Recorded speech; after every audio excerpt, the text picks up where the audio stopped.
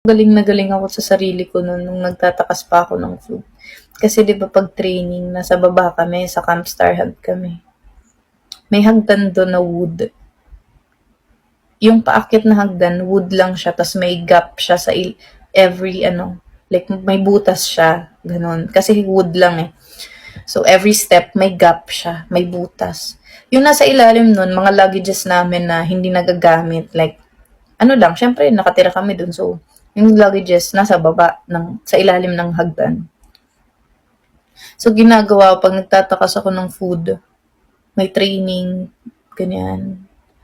Nilalagay ko siya sa bag ko ata yun.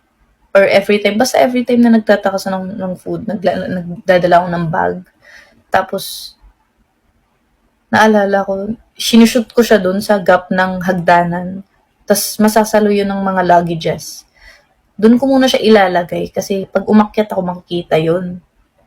So, tatiming ako na wala yung staff bago ko iakyat yung food. Babalikan ko yun dun sa ilalim ng hagdan.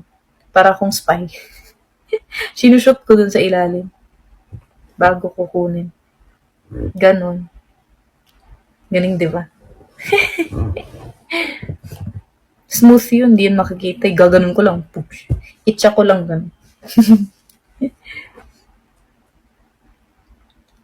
Tapos pagbaba ko may dala na akong bag. Ayan pala yun. Una wala akong dalang bag. Tapos pagbaba ko may dala na akong bag.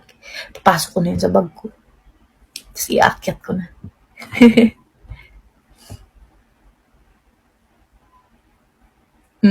Hoy, kaso na bad trip ako one time. Nag-iwan ako dun sa ilalim.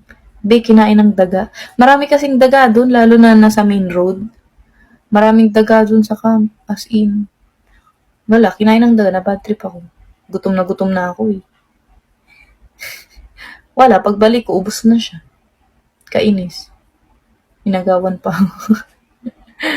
Oo, be. Kinain niya. Kainis siya.